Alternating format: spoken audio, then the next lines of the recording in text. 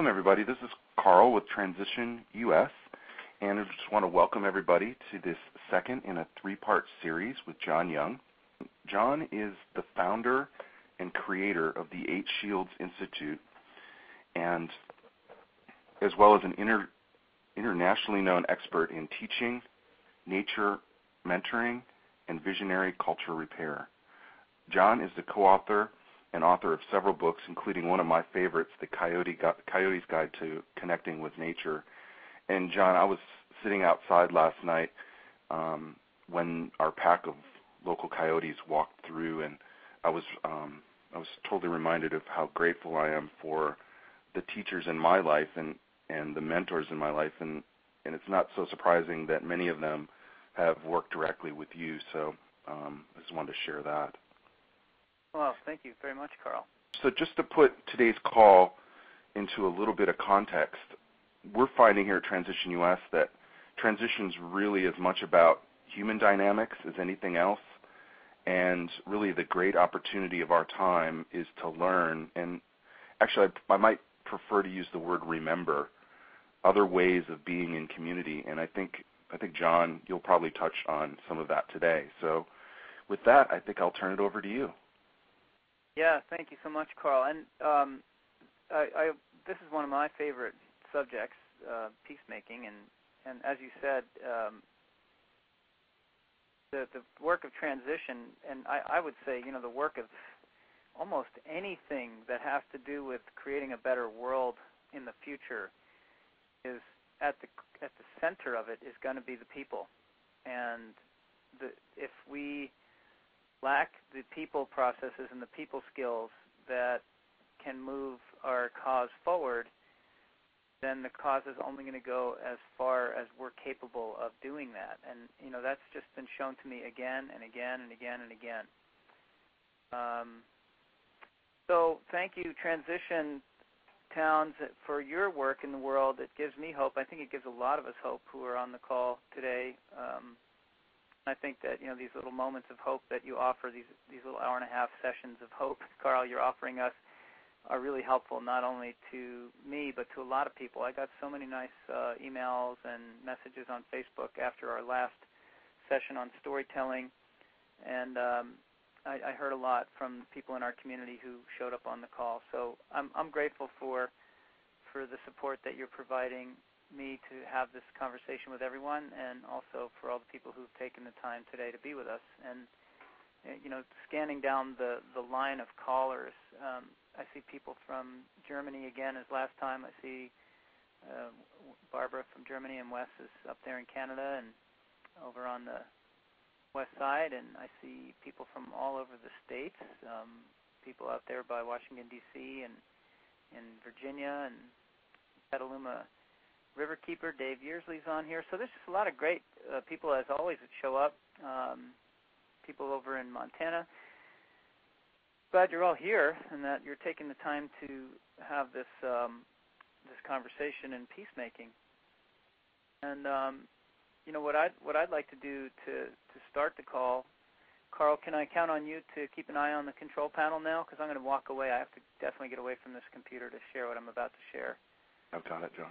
All right, great. Appreciate that. And this will be recorded. If people want to share it later, I guess you guys provide a link somehow. Is that right? Yeah, we all have a link on our website, and I send that out to folks after the call as well who registered. Great.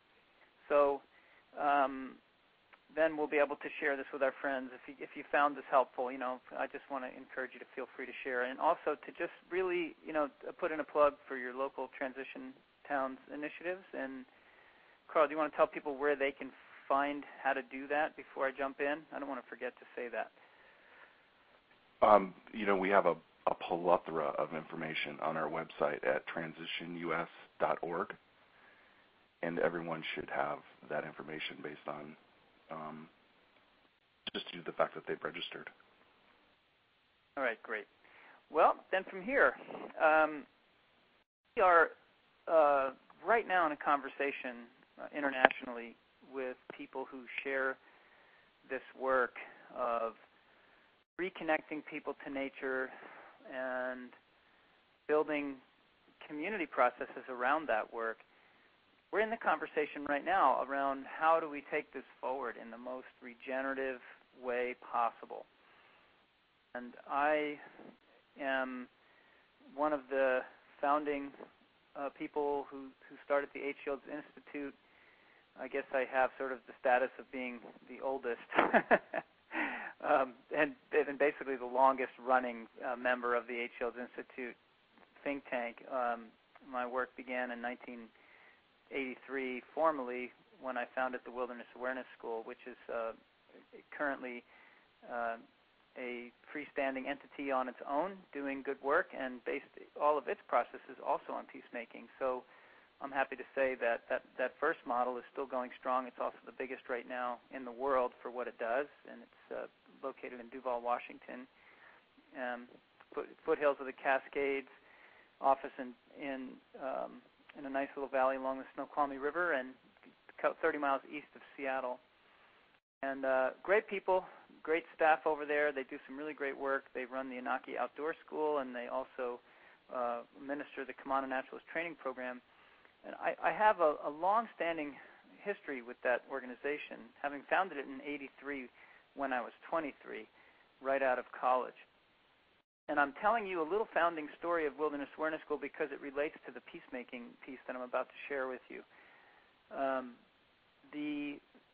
Bear with me on this. You can check out wildernessawareness.org if you want to follow up. You can see more on there.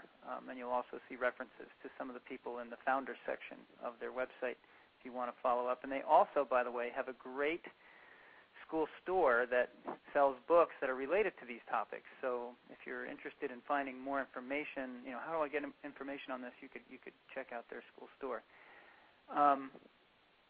So that's, again, wildernessawareness.org. So as a 23-year-old right out of college, I had studied anthropology, and I'd studied natural history, and I'd studied world religion and psychology and other things that gave me insight into the behavior of our mass culture. And I was trying to understand why we were so destructive to nature and why it was no longer a priority for people in our postmodern society to include nature in their conversation in a meaningful way. And my first attempt at university was to go into environmental education, but when I got into that program, 1980 or so, I was basically realizing that environmental education was not what I wanted to do. It was necessary. It was already at most parks, and it was in most towns, and many schools had environmental education programs running, and I felt it was a really important first step. And I also felt that it was good marketing for nature, but it was really literally just the first step of what I feel is really maybe 100,000 steps needed for someone to develop deep nature connection. And so I switched majors quickly as soon as I realized what environmental ed was. I was already a professional environmental educator at 20. I started at 16 at a local park doing volunteer work for kids, in nature, bringing them out, younger kids, and doing trail crew work, and eventually that became doing, programs with snakes in schools, and, I was working for the Monmouth County Park System. So I was well steeped in environmental ed. I was trained as an environmental educator, and I was a professional environmental educator till 1987 or so, when I stopped working at Monmouth County Parks. So I understood that movement, and I understood what it was doing, and it was in response to Rachel Carson, more or less. I'm giving you a really, really truncated version of environmental education's history and helping you understand how all these pieces fit together with peacemaking. And you'll see why really soon. Environmental ed basically responded to Rachel Carson's message in the book Silent Spring and said, gosh, if we don't move quickly, we're going to have this story come true. And there's going to be no birds singing in the springtime because of pesticides and habitat loss and on. And that's because the American public has no relationship to nature, and so we need to start educating them. I don't think anyone realized when they started that exactly how that would be done, and I don't think they realized how big a job it was and how much was missing from our culture. So I studied instead hunter-gatherer nomadic cultures in anthropology because my question was, who is the best at connecting people to nature? Who generates the highest level of environmental education in the world? And that was my main question. And how do they do it consistently? And what can I learn from that so I can establish an organization that's dedicated to that work right out of the gate? So in 1983, I knew I was going to graduate and start a model. And the model would be based on deep nature connection, mentoring, and culture repair. And in those days, I didn't know that. I just thought of it as information about nature and the processes necessary to make that happen. Well, got out of the gate and did just that in 1983 at the age of 23, very ill-prepared to do this work in community. Full of idealism, full of anger at the world for destroying nature, full of frustration for being unseen, unrecognized, sad, lonely, marginalized, an activist to the core, just coming out kind of mad at society saying, I'm going to take these kids and I'm going to make them know about nature deeply so they'll care. And that was my mission. And that's how Wilderness Awareness School started. So I learned a lot of what I learned as a boy from my grandparents on both sides of the family who I spoke about in my storytelling piece. Mentioned them a little bit. There were some good storytellers in my family. There was some good mentoring in my family. And I had some wonderful great aunts from Poland who were already permaculturists, even though they didn't know the word, because where they came from, people practiced local economy, local agriculture, localized everything, because they really basically had no choice. And it was a legacy. I mean, they'd been doing it for centuries. It was the way of life. And so I had a lot of that around me as a kid. I took it for granted, I think, as everyone did. I don't think anyone realized what would be lost when that generation died off. The next generation was urban, settled. They grew up in kind of a town and city and went to suburban schools, my parents. And so when they graduated high school and made their livings and got a life and got going, they settled in a kind of on the edge of rural lands. And my my grandmothers, my great aunts, and my grandmother on my father's side, they all helped babysit me and my sister. So I didn't realize it, but I had a little tribal, traditional culture around me as a boy. Used to be called extended family. And if the people are rural, old country people, they very likely have a lot of the skill sets that transition towns really want to see put back in neighborhoods. They are, like I said, practicing permaculture without a name for it. And so I was surrounded by that as a kid, took it for granted, as did everyone, didn't really learn the stuff, but saw it modeled, kind of got it in my soul, my cellular memory. Did a lot of nature connection stuff as a kid, and then at the age of 10, when all the other boys and girls were being drawn into school sports and the woods was no longer cool, there's a postmodern cultural pressure to stop being a child in the woods and to come back in and become modern and join the real world, so to speak, quote, unquote, real world.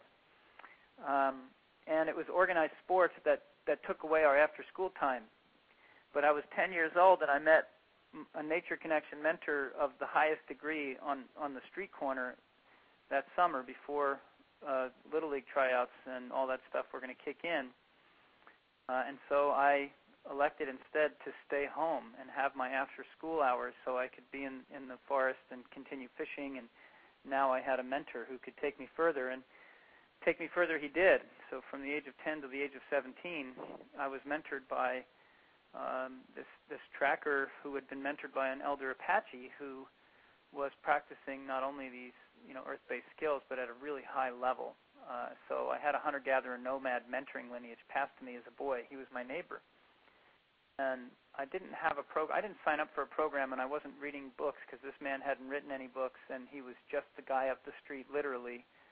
So I never really realized that I was having something passed to me in a powerful way. And so in 1977, he disappeared, and I got my driver's license, and I disappeared into the social life of late teenage angst before college, and did all those things. And then when we reconnected, it turns out he had written a book that got picked up by Reader's Digest, and all of a sudden he was famous. And he said, I'm starting a school. And I was amazed that he would start a school because I didn't really know he knew anything. And next thing I know, I was an instructor at a school, and that started the Tracker School with Tom Brown Jr. in 1978. So I already knew that there was a lineage. I knew there was mentoring. I knew there was a process, and I knew there was something far beyond environmental education that was related to this deep nature thing. So in '83, I basically started this program based on how I was mentored as a boy, and it worked. How about that? Old traditional mentoring lineages work, and when you're faithful to them, they work, in spite of your own weaknesses and potential shortfalls as a teacher, educator, leader, whatever. If you have a subconscious, unconscious relationship to a mentoring lineage, you'll probably do some good around you with the young generation that's following in your footsteps. And this is exactly what happened for me. And Wilderness Awareness School was much more conscious and intentional in the way that it did that. And for that first year, I had a handful of kids from a local high school. And then I met Ingwe from East Africa. He like I, born from a white family of settlers, a couple of generations into South Africa, the father took a loan from the British government and went up to Kenya and settled as the first white settlers in Kenya, right alongside the Akamba Reserve. And Ingwe's only playmates as a boy of 6 and on up into his adult life were the Akamba tribes people themselves. So he spoke more Kikamba than he spoke English. From the age of 6 on, he was immersed in a deep nature connection, hunter-gatherer, nomad, lightly agricultural culture, and at the age of 15 had a profound dream. And in this dream, he received what amounts to the kinds of teachings that the ceremonial leaders of the tribe receive. So when he told the dream to his best friend in the tribe, he told his father, who was one of these medicine people, and then all of a sudden Ingwe was initiated and trained in these tribal teachings, how to run the culture, basically. So he met me when he was in his 70s, and this was 1914 when he was born. So he joined me at Wilderness Awareness School in 1984, and the two of us went into partnership, and we more or less refounded the organization based on Ingwe's incredible insights into running village and culture and developing a community around nature connection work. Again, I was too young, too angry, too male to really lead this community, and mostly was given the kids and told to take them out in the forest and do things with them, and then Ingwe basically managed the village. And he worked with the mothers and the fathers and the grandmothers and built what amounts to a peacemaking village around the nature connection work. But he was a singularly powerful elder who had the in-body training and ability to do this. So you don't find, you can't like look them up on the internet. You can't find these kind of guys, gals in the community and just put them in action because they just don't exist. And after Ingwe passed, we realized what we lost. He passed away in 2005. But while he was alive and presiding over Wilderness Awareness School, he always said to me again and again, John, someday Ingwe's going to pass, and we have to make sure that this work continues into the future in the way that, that it's been established here, it's working. We're going to need help and guidance to do that. We need to find native traditions from this country that understand this village stuff, because the African thing belongs in Africa. We're here on this soil, and as a result of this, we were constantly seeking out native elders to communicate with and collaborate with until we finally met Jake Swamp in 1990. Jake Swamp passed away last October, and we lost a great elder and a great peacemaker when this occurred. But he looked at the work we were doing at Wilderness Awareness School. He met the people who had been around the school for numerous years, some of them as long as 7 years when he came on the scene, and he saw some attributes in the young people we were working with and the adults that were around. He saw attributes in them that he highly valued and realized that we were really making deep nature connection happen in a profound way. And that set the stage for something. He went away from us. He came back a few years a few weeks later with his wife and a couple of teachers from his community to have a little conference with Ingwe and I and our instructors of Wilderness Awareness School at the time, again, 1990. And he said to us, we see that you guys are doing really important work in connecting people to nature. We feel that this is a very important cultural element needed for the postmodern Western society and the people from the modern world. They really need this connection. It's like a nutrient. We really believe in your work. We want to support your work, and we're concerned for you because we realize you don't have community processes in place that will support this work in the way that it's needed. For instance, your teenagers are making a deep nature connection. They're coming back from their deep nature connection experiences, trying to share them with their families at home, and meeting with resistance, and becoming very frustrated with their parents, and becoming angry with their parents. And the parents don't understand what's happening. The parents don't know why their kids are so mad and upset with them. And they're upset with you and Ingwe because they think you guys are planting the seeds of resistance within these kids to rebel against their parents. But really, it's a natural thing for them to do. The parents need to understand some basic processes that kids need during the rite of passage and deep nature connection, and you guys need to know how to wield this stuff. Ingwe knows how to do it intuitively, but when he passes away, who will replace him? So we'd like to propose to you that we train you in peacemaking to help support you so that you have a model that you can build into your work. And that's how the conversation began. And, of course, Ingwe and I were honored and felt the enormous responsibility because Jake said to us many times over the years, they'll teach us at Wilderness Awareness School, but it will be up to Wilderness Awareness School to train the other nature community programs that are emerging because they don't have time or resources to commit to training people outside their own cultural need. They have their own community to deal with, and they have their own culture to regenerate. They don't have time to take hours on. And so they left it up to us to deal with that, and they made us agree to a treaty.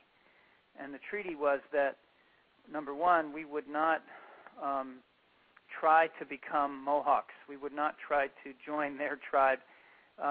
We would find a way that was culturally appropriate for us to apply this work within our culture, and we would use our language, our oral tradition, our history, and our own understanding of what works within our postmodern Western world to convey the important processes of peacemaking as it supports the needs of our nature connection movement.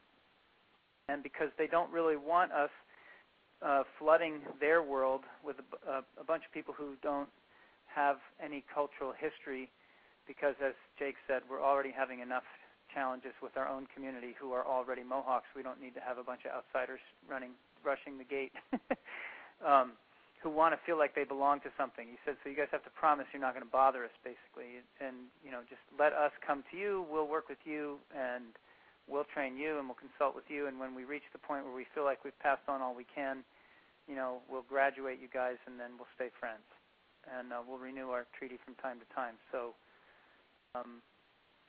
year 2000, we completed a 10-year training process with these people, and they were extremely helpful. Jake and Judy were great friends at Wilderness Awareness School, and Judy remains so to this day, and we really miss Jake. I mean, he was an incredible asset to peacemaking worldwide. Both Jake and Judy are well respected around the world for their incredible peacemaking and diplomatic skills, and were there at the Berlin Wall. When the Berlin Wall came down, they were involved in apartheid work. They were involved. I mean, and they don't get credit. They don't want credit.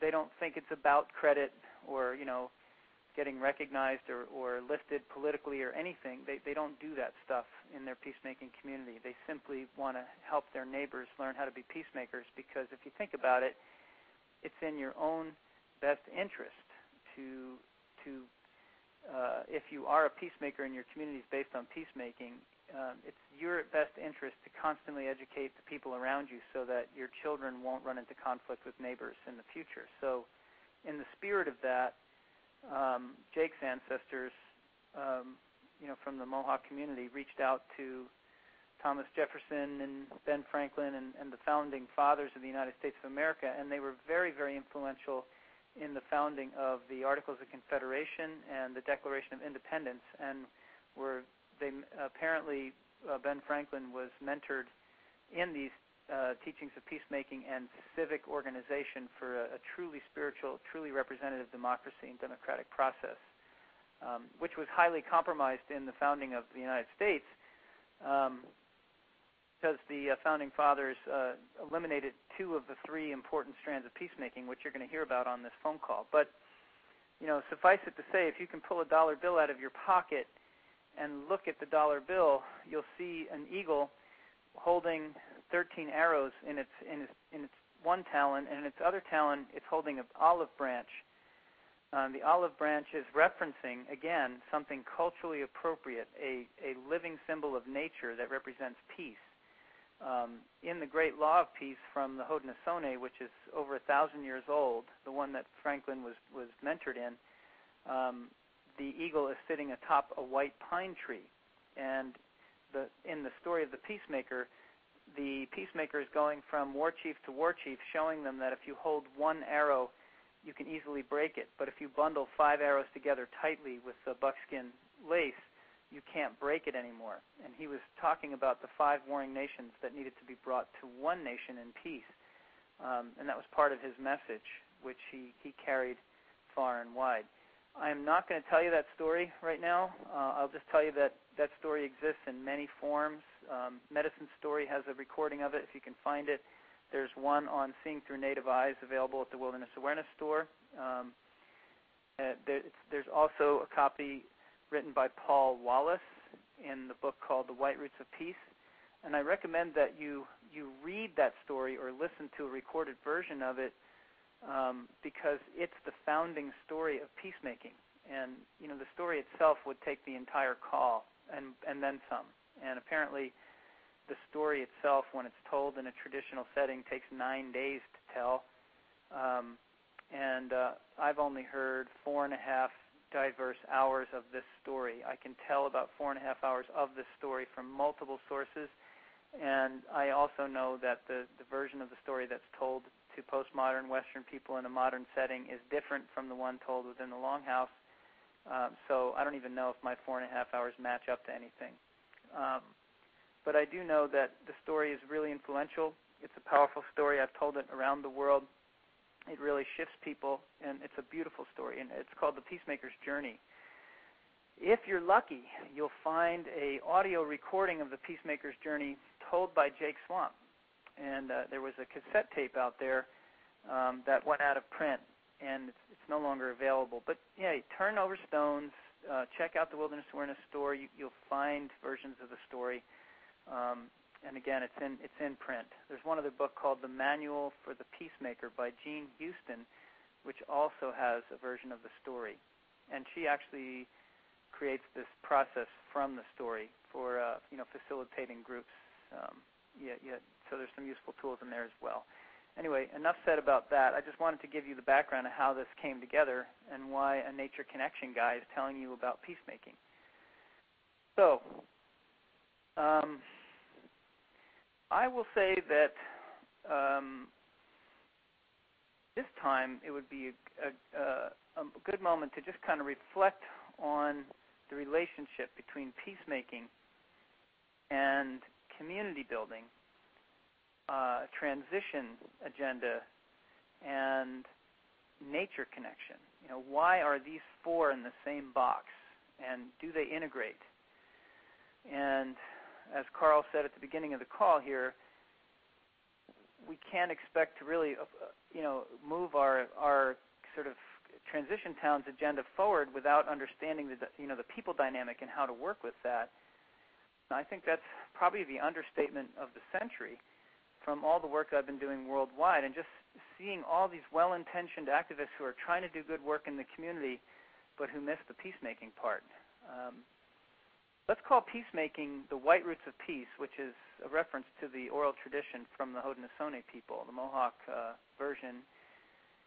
The Haudenosaunee basically means people of the Longhouse, and it's referring to what was originally called the Five Nations Confederacy, the Mohawks, the Oneidas, the Onondagas, the Cayugas, and the Senecas, who are located east to west from Lake Champlain out to Lake Gagnadia, what is that? That's Lake Ontario, all across New York State, along the Mohawk River Valley, into southern Canada, and down into northern Pennsylvania. That's sort of the region of the original Five Nations. The Confederacy today is called the Six Nations. During the Trail of Tears era, the Tuscaroras joined up with the Confederacy and became the Sixth Nation in the Confederacy. So when you hear me say Haudenosaunee, you might also know of them as the Iroquois Confederacy, or the Iroquois, or the Six Nations people. By the way, in spite of what your history books might have told you, the Great Law of Peace is still in force, the Grand Council still operates, and the Great Law of Peace is still the longest continuous held spiritual democracy on planet Earth. A lot of scholars say it's the purest form of democracy in the most complex form that's ever been rendered, and it's the most regenerative and consistent. So even though it says in your history book that you might have read that the Iroquois Confederacy was destroyed during the Revolutionary War, some took sides with the British, some with the Americans, their story is different than that. And they actually sued the federal government over that issue and won in the state of New York. And now the Grand Council of Peace Chiefs from the Great Law community is actually the editors for the chapter on history that concerns this part. And so at least in New York State, they have to use that book that tells that part of history. So if you poll college students today, you'll find somewhere around 10 to 15% of college students know a different version of history than the other 85% who know the history I learned in school. And the book has gone beyond New York State. Some other states use it and teach that part of history. But so there is recognition. The U.S. Senate was actually forced by a lawsuit also from the Grand Council of the Haudenosaunee against the United States to pass a resolution in the Senate putting on record that this is true, because their own children were tortured by the fact that they heard one thing from their elders and were told that their elders were wrong in school, and that was the basis of the suit, sort of an emotional cruelty suit, and it was won. So you will find a book that compares the two documents, available at Akwesasne Press, the Great Law and the Articles of Confederation, that tells the story and even has in there the copy of the Senate resolution so you can see it with your own eyes. Okay, that's all the details out of the way. Let's wrap these two pieces together. The story, the dollar bill with the arrows, is the story of coalition building and the story of regenerative coalition building. So you're not just, getting people together who share an agenda, say to elect a political figure or something who actually stands for your platform. It's more about long-term neighbor relationships becoming truly intertwined in a truly resilient fashion. And the Hurricane Katrina had a lot of examples of what happens when community doesn't have that kind of weaving. And the experts on the Katrina mishap from the Pacific Risk Management Group that studied the effect of that storm on social structures after the fact, FEMA was involved in that research, Federal Emergency Management Agency from the United States government, and NOAA, National Oceanic and Atmospheric Administration, was involved, and key players from around the Pacific Ocean were also involved, and they put their money together to create a conference to study the impact of a storm on social structures, to understand the true nature of resilience and community response in difficult times. And I think everybody on this call is invested in understanding the best practices of what I just said, because it's kind of obvious that we're moving into challenging times where resources are going to become challenging, economics are going to be even more challenging probably than they are now, and social fabric will need to be more resilient and potent. And this is the heart and soul of peacemaking right here, that concept. It's the very organic, free-range root of community resilience. And it's even fair trade.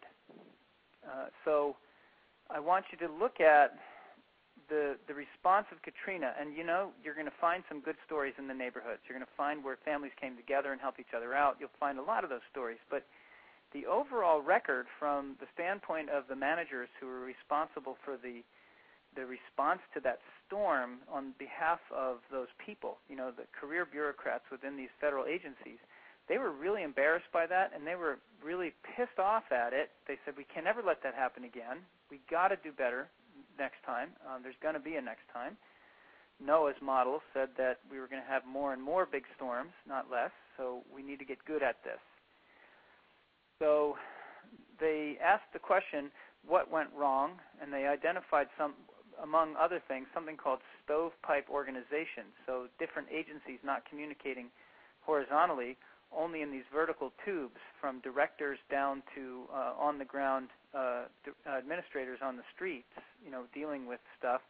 When the infrastructure went down and communication systems went down and no one was talking to each other horizontally, it was like a bunch of stovepipes falling over in a garage, banging against each other and falling and making lots of noise, but not a whole lot of good stuff happening out of it.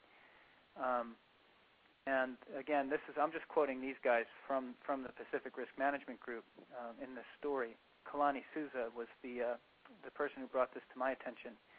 I testified in Honolulu for the Pacific Risk Management Ohana, that group I'm telling you about, in a high-rise building looking out over ships coming and going from the Honolulu harbor there. And we were talking about community resilience strategies that worked, and they were bringing to the floor a big storm that hit the island of Kauai called Hurricane Iniki, which literally erased whole sections of the island and just blew houses off their foundations completely. So there was basically blank land after Iniki passed through. FEMA couldn't get to Kauai for 9 days. The seas were so rough and the winds were so high that it was too dangerous to try to make port.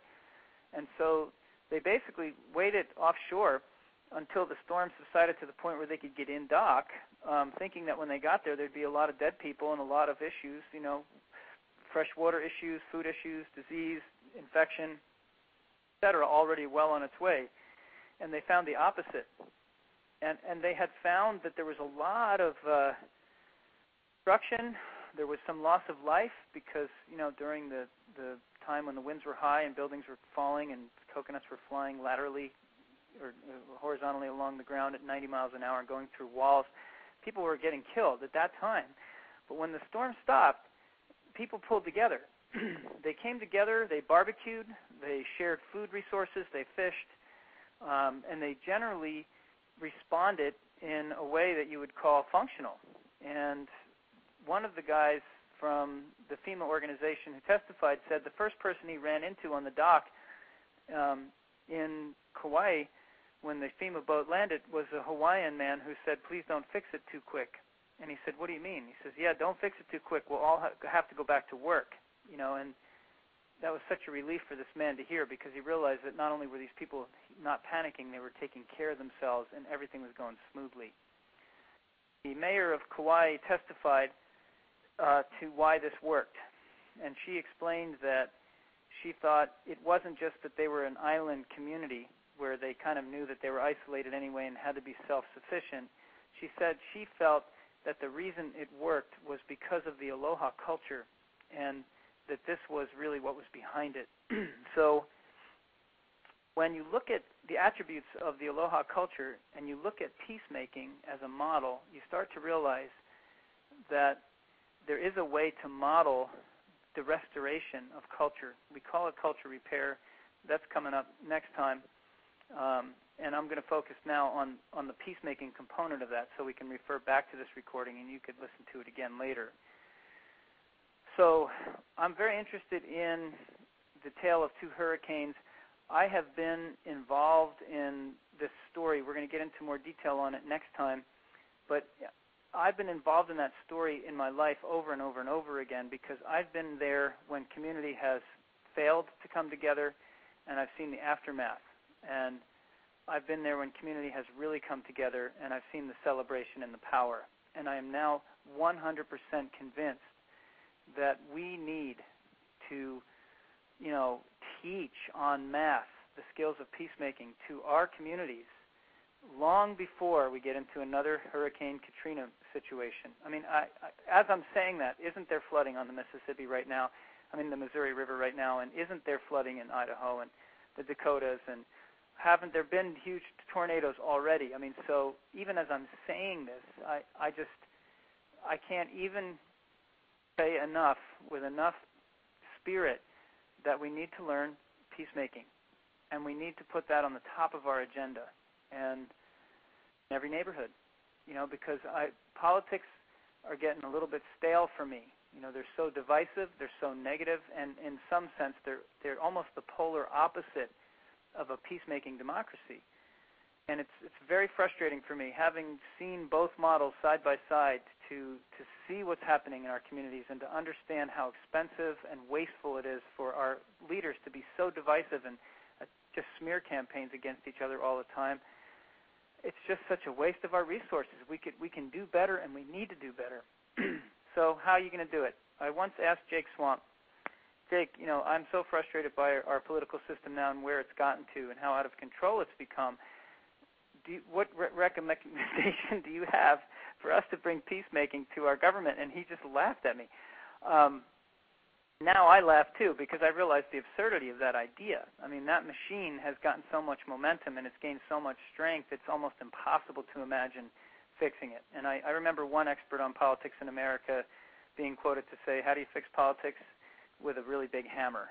In other words, smash it, it's broken. I'm not going any further on that line of thought. I don't want to get anyone, upset. Let's just put that aside for now. But just know that's always on the edge here of our conversation.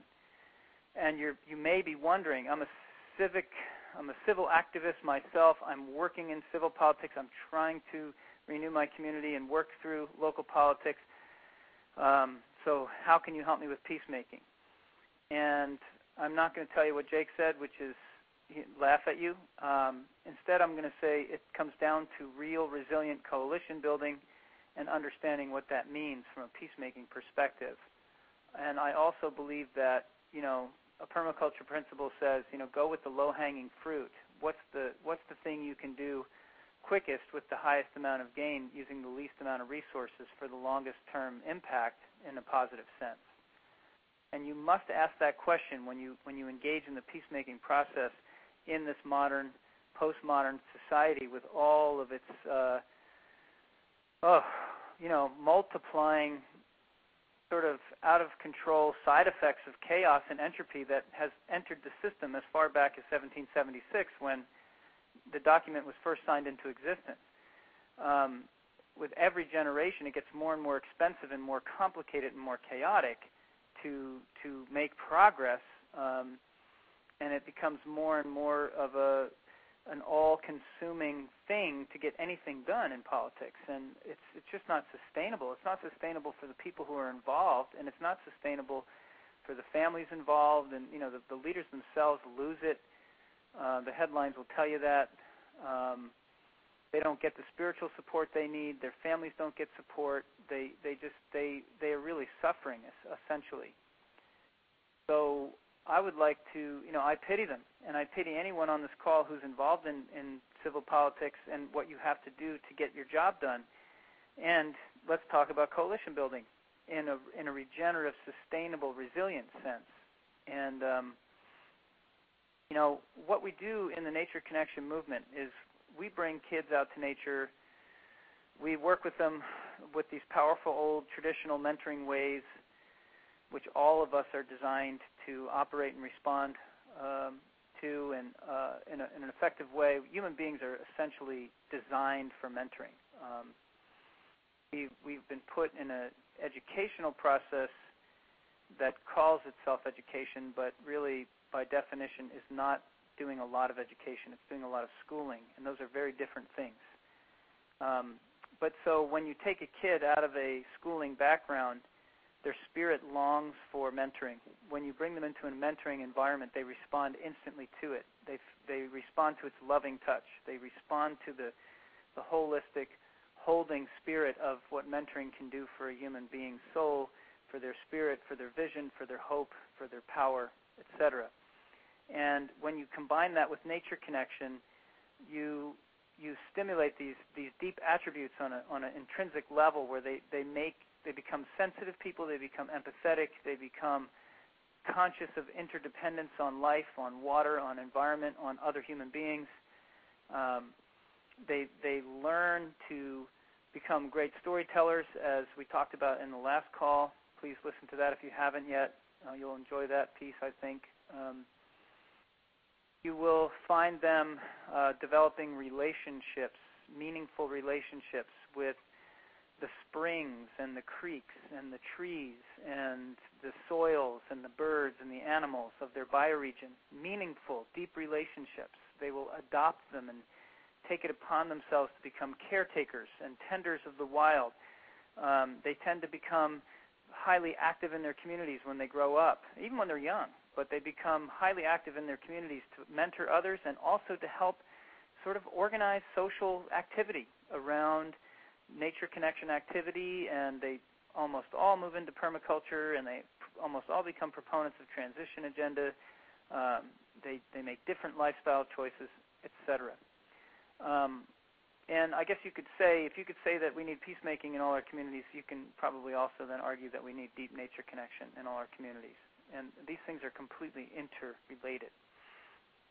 But when a kid makes a deep nature connection and finds that deep spiritual love for nature and life, they come back into the postmodern context and they freak out, basically.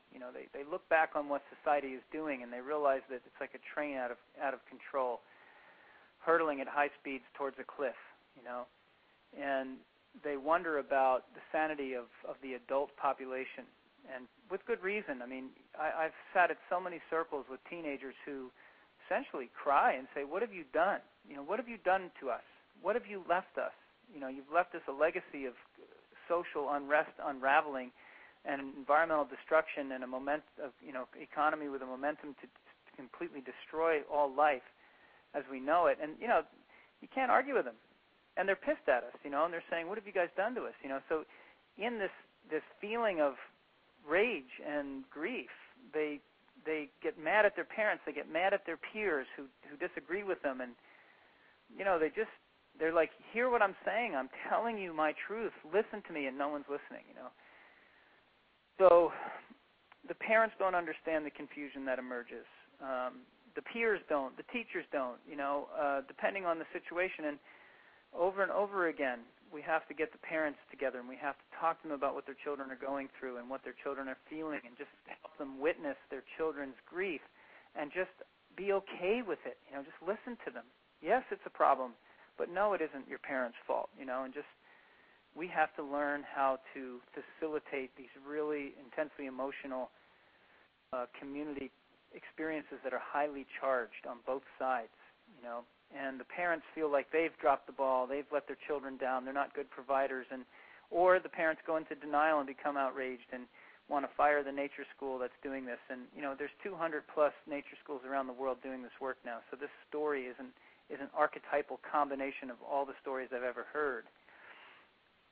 So we recognized early on, somewhere in the mid-90s, that it was going to be very important for us to train the leaders who are doing deep nature connection to pay attention to the parents and the support community around the kids, and really do a lot of peacemaking and building a resilient community fabric around these children, so they know who they can tell their stories to. They know that they're not going to be chased away and sent back home feeling no one's hearing them.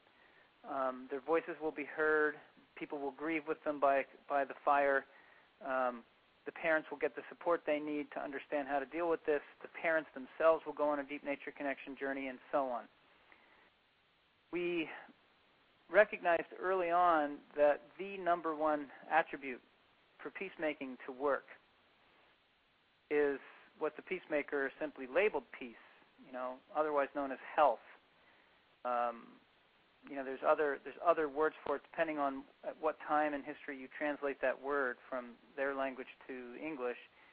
The Peacemaker said there was 3 pillars of peace holding the roof to the floor of their great longhouse. The floor was nature in its abundance, with the springs running pure and clean for the people to drink, the waters, and the beautiful wild strawberries that line the forest paths that we eat and that delight our children and make them happy and smile, and that the forest is carpeted with these beautiful flowers that provide medicines and food and just delight our eyes and nourish our beings, and the trees around us. And, so he's basically describing the ecosystem as the floor of the longhouse, and the sky being the stars and the sun and the moon and the winds and the storms and the rain and the weather, and that we basically share this great long house called nature. And within this great long house of nature, we have these three pillars that hold the floor to the ceiling, and that if we hold these pillars upright, then we can have this long house of nature regenerating good things for us for all times to come. And he was the one who brought forward the concept of 7 generations to come. And if you use 7-generation products, you'll see the Peacemaker's name referenced on there. All our decisions have to support the life of nature and the life of people 7 generations to come. It isn't just about people. So he says the 3 pillars of the peacemaking way that hold the floor to the ceiling of our great longhouse that we all share. Everybody on this call shares this longhouse that we're talking about. Now it's a globe, of course, because we're all over the planet right now on this call, but we all do share the same natural resources, and that's the longhouse. And we all have a right to live in peace with one another, and we all have a right as individuals to have a relationship with this beautiful longhouse and to find our place within it, that each of us has a gift within ourselves that we were born with to share, and we are all entitled to the right to let that light shine from within us out to our community of people and nature. That we all have within us this powerful light that gives us meaning and purpose, and we have the right to pursue this purpose in our culture in a peaceful setting. That the concept of peace or health in the peacemaking process, there's these 3 principles. The peace principle is based on this concept I'm sharing with you right now, that each of us wants to find our meaningful purpose and how to express our light and our gift in this lifetime for the benefit of our families, our friends, our communities, and nature itself, and that these things are completely interrelated. So the peace principle is basically saying that's an inalienable right that we have and that we should all have. So no one should have to fear that in the middle of the night their door will get kicked in and they could be killed or their family could be killed. Instead, we should all know that as humans we can do better than that, and we can all have peace. But in order for that to work, he says, we each need within ourselves to know what peace feels like. We need to know how to access that place within ourselves. And what does it feel like, and what does it look like? Well, it really looks like what those kids are feeling when they're deeply connected to nature before they become angry at their parents. Okay, so you get outside and you walk barefoot on the soil on a nice warm day, and you get this really wonderful feeling in the bottom of your feet, and you smell the flowers, and you hear the birds singing, and you feel the cool breeze in the shade, and you eat some wild berries or you eat some good food from your garden, and you relax in a timeless sense, and your cares drop away, and you just feel so much love for life, and you feel this peace in your body, and it's sort of characterized in the eco-psychology movement, these attributes of deep spiritual connection to nature. Many people have experienced this in the modern experience from camping, going out on the Appalachian Trail or the Pacific Crest Trail, or maybe they get it from going to hiking to these lonely places by themselves, or sailing, or going to a beautiful place and swimming on a hot day. But we all long for that connection to nature, that feeling. It's a spiritual, holistic, connected, loving feeling for life. And we fall in love with life. We have magical experiences in nature. We see the beauty in the little things. We get amazed by the stars. We wonder at the wind. We cry from hearing crickets. We're touched. We're moved. And this is peace. So it's not a concept. It's not an ideological concept. It's not a political concept. It starts within you and me as a state of being, which is pure and wonderful. And, babies are born with it. When they're nursed and they're changed and their bodies are clean and they feel good, and they feel loved, and they feel held, they're in peace. They have it, and they get it from being with a loving family and being surrounded by love. And they get it from laying in the cool moss under a tree on a beautiful day with their older brothers and sisters playing around and giggling and laughing and climbing trees. And it isn't this high, heady, ideological state of achievement, as it is in so many religious paths, where it's called enlightenment, or it's called, the Holy Spirit, or it's called something. Every time we put it in some kind of religious ideological framework, we elevate it past our ability to reach it, and then those who have it become greater than those who don't. And that's not the intention of peace within this story or within the context of peacemaking. Peacemaking is the free-range, organic, shade-grown, fair trade right of each and every person on this call, and every person, every child, every elder on this planet to have a deep love and connection with the creation around them, feeling the beauty and interconnectedness of all life, and then feeling that same feeling with their family and friends. That's where peace comes from. It sounds like a high bar, but it isn't a high bar. You've all experienced these moments. If you were ever a child, before you were able to think complex thoughts, you knew peace. Your dog knows peace, for God's sake. If your dog is reasonably well loved and cared for, after he or she chases a stick for a little while and then lays down in the shade with that grunt and pants a little bit and gets that smiling eye look, that dog's in peace. The robin in my yard right now is in peace. The hawk isn't around right now. The earthworm in your garden is in peace. It isn't a complex state, psychological state. Simply what we were intended to have. So the people in the Deep Nature Connection movement know peace. They know it well because they're constantly working with children and facilitating that relationship with that child and nature. Before the child has developed complex ideological expectations, you can innocently bring a child to peace, and they totally go there without resistance. They just flow there because they're designed for it. We are biologically and ergonomically designed for peace, ultimately. So I want to underscore that this is not political, this is not psychological, it has psychological implications, but it's not psychological, it is not ideological. It's below all of that. It's ergonomic, and it comes from you spending timeless quality time in nature. You find peace when you go on vacation, and that's the most common place where people describe attributes of peace today in this modern life. It's when they get to have 8 days of timelessness in a beautiful place, and they get to wander around without their watch and eat when they're hungry and sleep when they're tired, and etc. That's when peace emerges.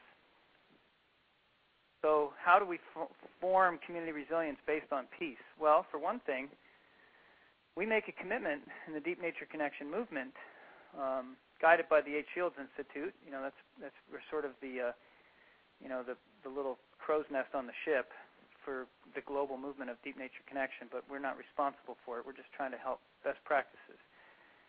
If you look at what Deep Nature Connection work does, it asks people to go and sit outside for a little bit to have an experience and come in and tell somebody about it, and then ask each other questions and find curiosity, and over time what happens is they develop the muscles to keep the vacation feeling going even when they're not on vacation. So you begin to carry that sitting in nature feeling with you, and you become good at conducting your life and your affairs from that place within you.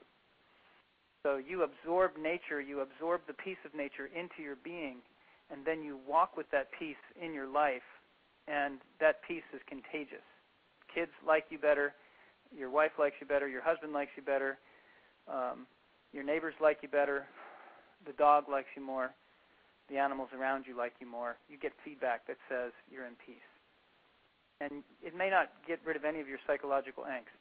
You might still have the same crazy thoughts in the back of your mind, the same insecurities operating, sometimes taking control of your consciousness. That stuff may not go away, but it gets weaker. Your peace state grows stronger. But when it's time now for you to represent and when it's time for you to stand before your people, whether you're building a coalition on, water resources or doing an energy descent presentation or whatever, if you can stay in peace while you're giving that presentation, more of your creativity will flow through. And this is totally known and proven science now. Visit the Children in Nature Network. You can read all the research you want on the Children in Nature Network websites that tie creativity and spiritual well-being and emotional well-being and psychological well-being to the state of nature connection. And so I'm just going to say, those definitions are available to you with good scientific backing, as if you need it. But when you can walk in peace within yourself and maintain that part of yourself, your creativity operates at its strongest and your gift shines the best. So if you're going to give a presentation, you're going to give a really good one. If you're going to tell a story, your story is going to shine with power. So these things are completely linked to our last conversation from the last free talk I gave a few weeks back on this same call series here. Logically linked. So I want you to now think about that peace and where you've had it in your life, when you've had it. It makes you a better person, makes you a better operator. But how it results in community resilience is as follows. You carry that peace within you into every conversation, and that's what the Peacemaker said. The first pillar of peacemaking is the peace itself, and having that peace within yourself and knowing how to get there and make it a priority and tend it and take care of it and keep it strong within you. You're going to need it to do peacemaking. So number one, it's the state of peace. Second pillar is, now that you've got peace, use your best words when you communicate. Choose your finest words in all communication, but especially with your children and especially with your wife or your husband or your parents. Always choose your finest words because it's easiest to hurt those we love the most. It's like the ones that we love will forgive us, so we don't watch the way we choose our words, and we end up hurting each other inadvertently. So sometimes in the irony of it, especially in the postmodern world, the closer we get to somebody, the more likely we are to destroy the relationship because we let our guard down and we stop watching how we choose our words. Because the words themselves are seen within peacemaking as a dangerous gift and a dangerous tool, okay, because words can be used literally to launch a war, and words can be used to bring love and to heal. So words themselves are not in and of themselves good or bad. They're just tools, and how we use them is really important. So in peacemaking, we understand the implications of this, and we say, make sure when you are going to use words, especially for something important, make sure you start in peace so that you don't charge your words with any negative power, but you only put positive and good things into your words. And always give people the benefit of the doubt, especially when you're doing coalition building, until they prove you wrong. And let them prove you wrong 3 times before you jump to a conclusion. In other words, we don't prosecute on first rumor. And that's the other part of this second principle, choosing your finest words, otherwise known as the good message principle. Peace is the first principle. Good message is the second principle within the 8 Shields Nature Connection communities. The second aspect of choosing your finest words is, of course, to listen to the words that are offered in return and to deep listen, not to deeply listen, not to simply nod while thinking of the next thing you're going to say. I call that intersecting monologues, and they're all too common in the world today, where people actually speak a stream of words at each other and nod, but don't really listen to what the other is saying.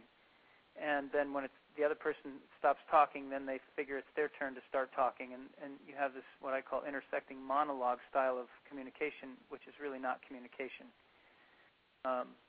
It's something else. And communication literally means to commune, in that sense, to bring unity with people. So true communication requires deep listening, active listening. Now, there's a lot of models out in our world today. I mentioned the Children in Nature Network that can help you understand the benefits of nature connection in terms of what it brings to you in the way of peace inside yourself and creativity, etc. The Deep Nature Connection Movement, H. Schultz Cultural Mentoring Network, that gang understands how to bring people to nature connection quickly. Eco-psychology does. The Vision Quest people, they all understand this deep nature connection thing. Who understands the good message principle? Because there are models today that we can turn to where we can learn and train in the good message principle.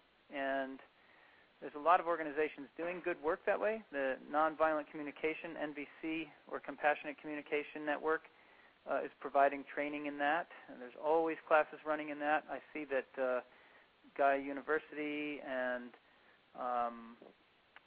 also the permaculture movement, there's a lot of linking. And even in transition town groups, I've seen a lot of NVC people there. They're basically practicing a form of good message training. So if you're wondering where to get that training, you've got it. I mean, every town has got some NVC group or another. The other program that's been around for a really long time is reevaluative counseling, otherwise known as RC, and that's been adopted also by Gaia University as a communication process to be practiced by associates on the journey in that program. And it's basically learning to be an active listener, to really listen carefully from the piece within yourself. So ultimately, if I'm going to do Principle 1 and Principle 2 correctly, I'm going to find peace within myself, and then I'm going to sit in peace, and when I offer my words to my wife, I'm going to do it from the best possible place within myself and choose my words carefully, kind of thinking of the impact that the words are having as they're leaving my lips. I'm watching for signs that my words are not having a good effect or they're having a good effect, and she's going to listen deeply, and then when it's her turn to speak, she's going to offer her words similarly. I'm going to listen to them with love and with openness and quietness within myself, and we're going to ask each other questions, and we're going to reflect back to each other that we heard each other, and and so on. So, that's just, and Jake and Judy always emphasized when they were teaching us peacemaking, the hardest place to practice peacemaking, and the most important place to practice peacemaking is at the home fire, meaning between partners. That this was the most challenging place, but it was also the most important place. Because Judy Swamp emphasizes, don't teach in the community what you don't practice at home. So if you're not doing peacemaking in your own home around your own fire, you really shouldn't be talking to people about it because it isn't a theory. And you should be carrying peace within your being in order to teach it to others so that you're modeling something. You're not just talking, but you're modeling, because people are picking up in two ways. They're listening to the information and they're processing the information in an abstract manner in their minds, in their thinking minds, but their mirror neuron system, which has also been proven and recently discovered, the mirror neuron system is responding through micro muscle movements and neurological firings, which essentially model and feel what's being said. So there's an empathetic transmission as well as an informational transmission going on, and peacemaking needs to respect both of those things. So it's vital that you speak from peace and that you carry peace within yourself, and that you listen from peace, and you listen deeply. And so that's the second part of the good message principle, right? Choose your best words, number one. Listen carefully, number two. Actively, help each other hear that you've been heard as part of that process.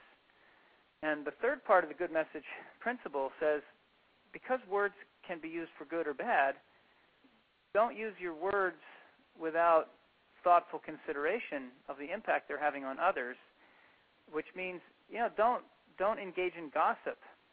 Don't talk about a person who's not present behind their back, either for good or for bad. Because if you talk about someone how great they are when they're not around, what happens is you start to build them up and put them on a pedestal, and then people start looking for ways to take them down, and that poor person doesn't even know you're doing it to them. So you really don't want to talk about somebody behind their back in a good way or a bad way, and especially not a bad way. If you talk about people behind their back in a negative way, you essentially poison their potential. You surround their ecological environment with poisonous possibilities, and you actually bring them down before they even get to start. But, that's a tough one for Americans. It's really tough for postmodern people in general because they kind of feel like their safety is in their ability to say whatever they want to whoever they want, whenever they want, about whatever they want. And, it's called freedom of speech. It may actually be a divide and conquer strategy to prevent communities from really forming resilient patterns, because if we cannot trust each other because we know we're going to talk nonsense behind each other's backs, well, then no coalition can really form and no community resilience can really form. Therefore, back in the day when divide and conquer was exported on an industrial scale by the Roman Empire, a pattern was set in motion to create suspicion and arouse suspicion between people, and so that no one would trust each other and no little sort of coalitions of strength would form and resist. I don't think we really need that strategy anymore, and it certainly doesn't help when you're doing peacemaking. So you really have to decide whether you want to let go of that one in favor of another one. But there was a lot of struggle in the days when Jake and Judy were telling us and teaching us about, not gossiping. And we were not sure if that was good or bad because we didn't feel safe. Well, hey, my only safety is to be able to talk about this person when they're not around because maybe they're up to no good. But then where do you draw the line, and who isn't up to no good? And so you really just talk about everybody. So whoever's not there is who you talk about. And that was modeled for me all through high school and, in my adult experiences in various communities, and these are even quote-unquote professional organizations, and you saw that stuff going on everywhere, and it was really disturbing and unnerving, and it sort of built this sort of baseline of mistrust, in your community.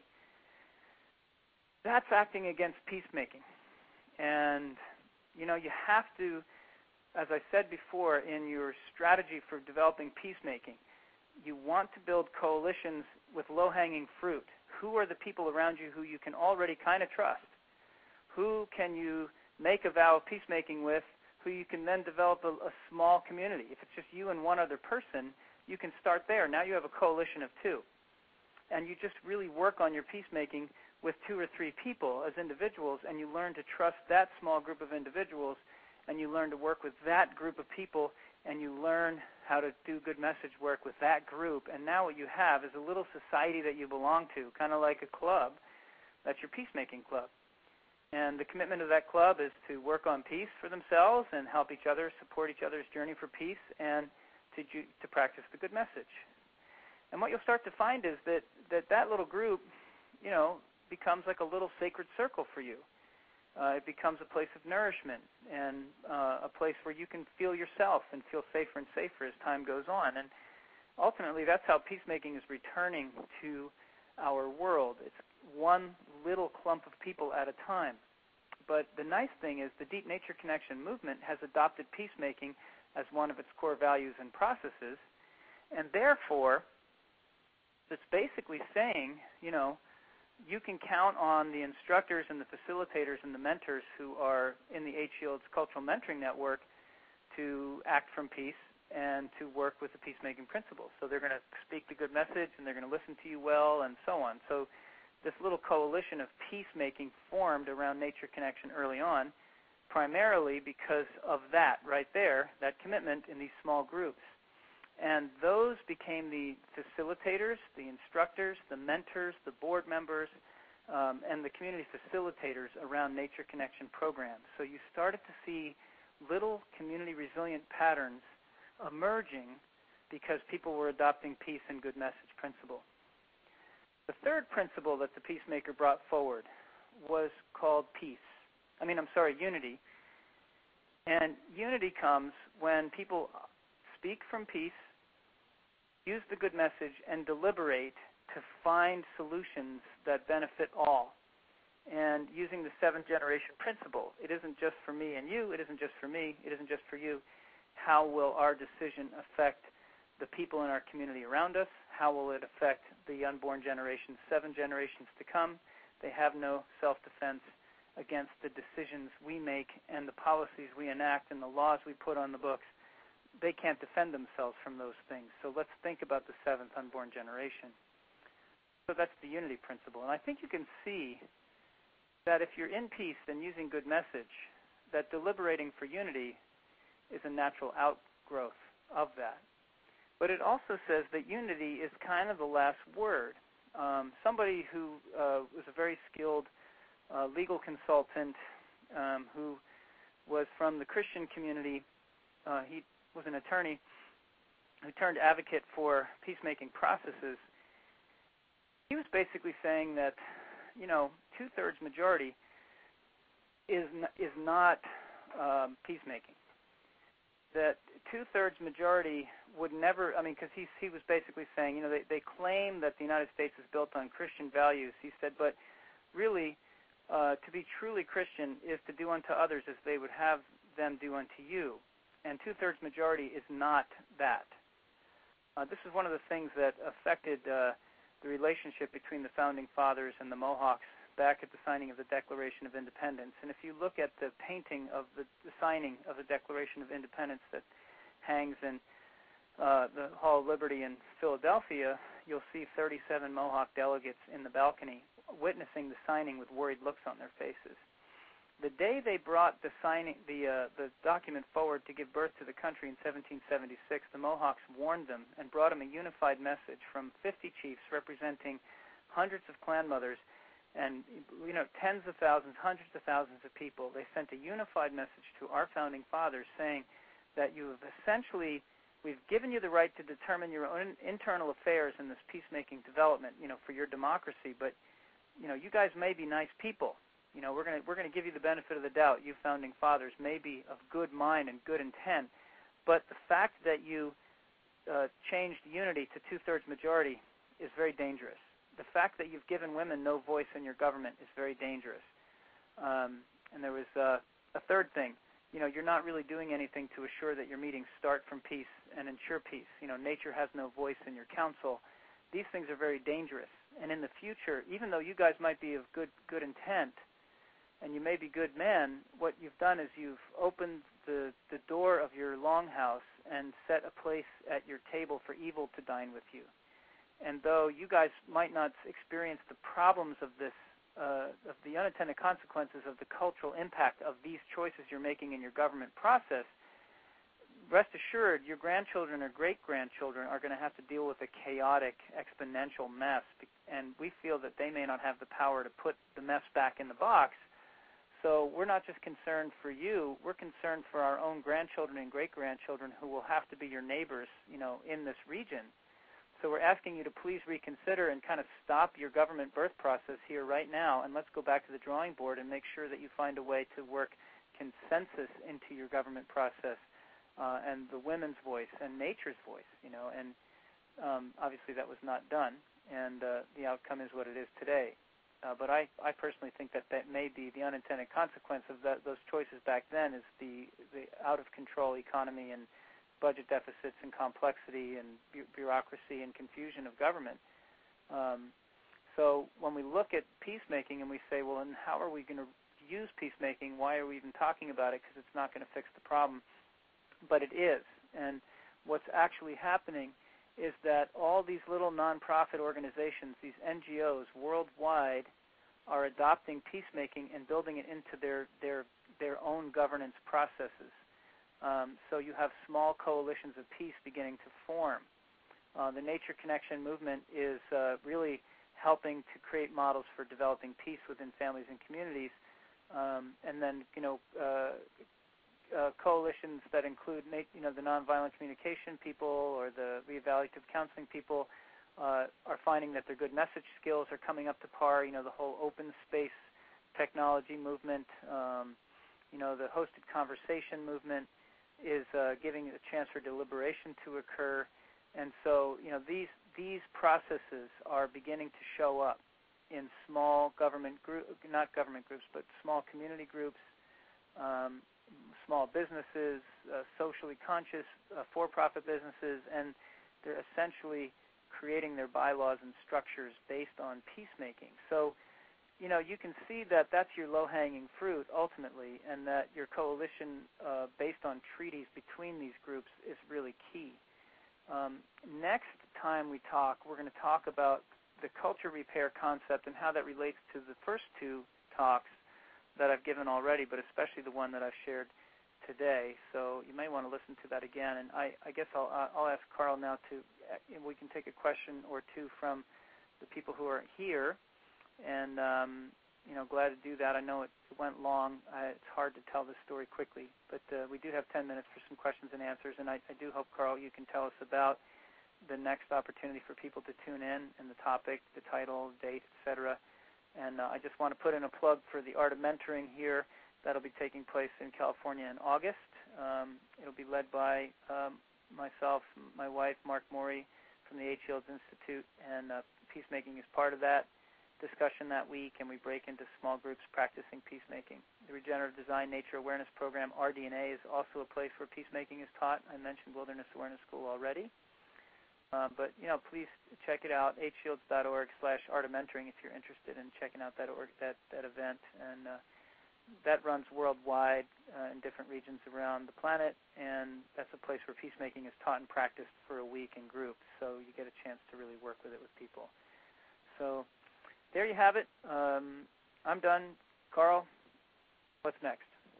What's next? Well, first, John, thank you, and I want to echo the Art of Mentoring was one of the most profound experiences that I've had in my life. I did the last one in Bolinas that was there, and just the awakening was amazing. So I'm grateful for that experience, and I definitely encourage anybody on the call to participate in that. Thank you, Carl. Yeah, so if you're new to the technology, we have the capability of raising our hands by simply pushing 1 on our keypad. So if you have any questions for John there we go. So Irv has a question. 1 second, Irv, let me turn your mic on. Are you Hi, there, John. Irv? I don't know if you recollect, we met up in Vermont years back, coming in up from New York and also from Antioch over in New Hampshire. Did the Art of Mentoring 3 times, so I can't overemphasize the value of it in my work and my life. Well, thank you, Irv. Nice to hear from you.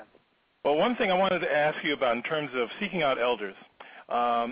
As I know you sought elders from the various indigenous populations around the world, including folks here in the United States.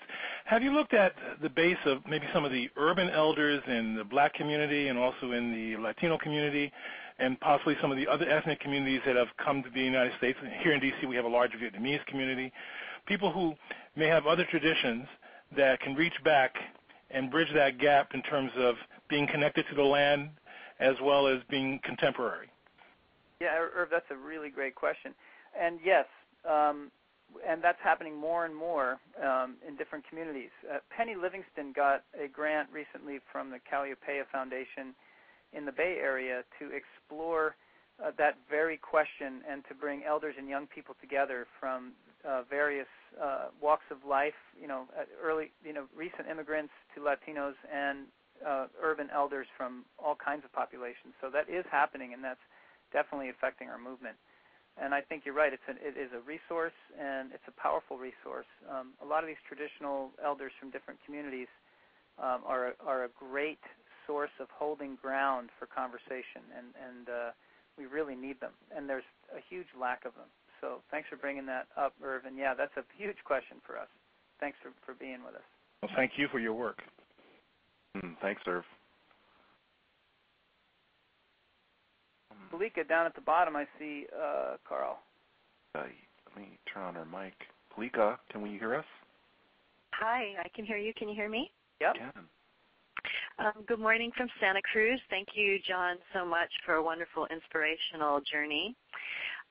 Early in your talk, you spoke about you were to this, to that, to this for a leadership role, although evidently your heart and soul were in the right place and going in the right direction. And you made a statement that you were too male to lead. And I would love to hear more about that with respect to what was it that you had to learn, or what questions did you have to explore in order to not be too male to lead. And also I find that very interesting as you pulled around to the end of your talk about how, in the founding of the United States of America, this omission of, consensus and women in leadership and nature a voice for women and a voice for nature and other beings, how that may be very influential in the state we find ourselves in now? There's a great question. I knew when I was saying it I was going to get myself into this cul-de-sac here to have to respond, and I'm happy to. I'm a mentor, and now 30 years I've been mentoring others, and I often see young men who are really earnest, really intelligent, very skilled, really focused, really driven, with lots of energy, doing the same thing I did when I was their age, which is going forward as if their head was a wedge made out of metal, and they're icebreakers, and they're just charging ahead, and they're leaving bodies left and right, but they don't know they're doing it because they're really not paying attention to the concentric ring they're creating in the community. Sometimes I see young women doing that, but they pay attention in a different way, and so you can ask them what they're doing, and they'll quickly respond and realize it, and kind of humbly laugh at themselves, and yeah, you're right, and adjust quickly. And having mentored both men and women, I've seen this. I mean, it's a male quality. It's much more common in males that they can be completely stubborn and unwilling to look at the impact they're having on others, especially when they have an agenda that they're really driven to fulfill. So, there's advantages to that. That's also a strength, and in the Great Law of Peace, they balance the power between the men and women very beautifully. And I think it's just a real testament to the understanding that these people have and to the true nature of humanity, that they're paying attention to our qualities. They made the point that men are really great problem solvers and can get into stuff quickly and drive forward with that same focus and get right down to business and get a bunch of stuff talked through without holding the energy in their own beings. And they worried about the women who were very sensitive, who have to be sensitive because they're having the babies and they have this really interdependent, super intuitive relationship with this very small human being that communicates energetically more than with words for the first couple of years of their life. And so they have to be really open and really sensitive and really deep in their intuition. And so with those two things happening, the balance of power within the Great Law of Peace is that the men are sent to council to solve problems, but they're not allowed to make laws. And so they can make proposals, and they can solve problems as men and make proposals, but they have to get the approval of the women before the proposals are ratified as laws. So there's this nice deliberation between the male and female archetype there. And I think in seeing that as a young man, I learned that I had both strengths and weaknesses as a man, and that I wasn't ready to lead because my insecurity was out in front. My desire to run and hide was out in front. My judgments were running like crazy. I had condemned so many people in my mind already. I'd already decided that they were evil in different categories, and therefore I wasn't representing love when I spoke. And leadership in, again, the Great Law process and the Great Law of Peacemaking, leadership, you're often not even allowed to speak in front of your people till you're older than 35 or 40, and before that time you're considered a learner, and you're working hard in your community to help support your leaders. But in their society also you can trust the leadership because the women elect them, and only the clan mothers elect them, who are the highest order of role model of peacemaking in the women's community. They sort of are a society of honor. You can't confer the title to your daughter. It only comes from deed. So the clan mothers become the electoral college electing the leadership. So they choose very different kinds of men than our current society selects for. So I just got to see that mirrored back at me, and I began to understand that I had a lot of work to do on myself as a man, as a visionary, to find my gifts and to come into balance with my own inner masculine and feminine process before I was going to be willing to stand up and lead. So even feeling a little young still in that, but had a lot of good mentors. So thanks for that question, Palika. That was a deep question. Thank you so much for your response. You're welcome. I think we have one more question we can take, Carl, because then we're right at 12:30. But let's handle it. Yeah, perfect time. Paul, you have a question? Yes. Well, I had a statement. Hi, John. Hi, Paul. Yeah, I took to heart from an order mentoring years ago when you were there about celebrations. And anyway, me and another elder in the community have been asked to bring the cultural aspect to the permaculture gathering, that convergence that we're having here. And so I'm really excited about that. And they're using the acorn model, which was new for them to use. So it's really exciting to create that basket. And I owe a lot of that from paying attention to your talks. And so I really appreciate it. It hasn't been easy. Yeah, I know that. And it's really difficult, but I'm still pushing away at it. And so anyway, thank you.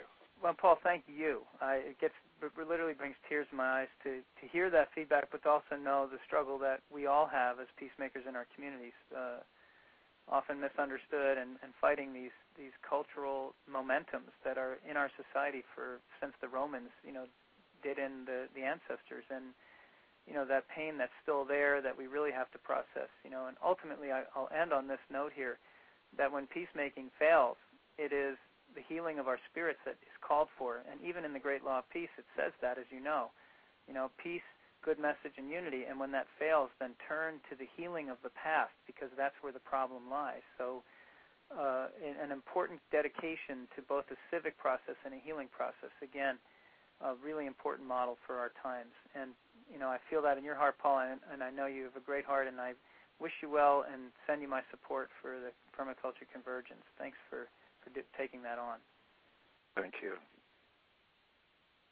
Well, John, this is Carl. I just want to thank you again for sharing this with us and helping us remember a lot of what we've forgotten. And so thank you, everyone, for joining us, and we'll see you on July 5th. Thank you so much, Carl. Thank you, everyone, John, for being here with us. Hope to see you down the road.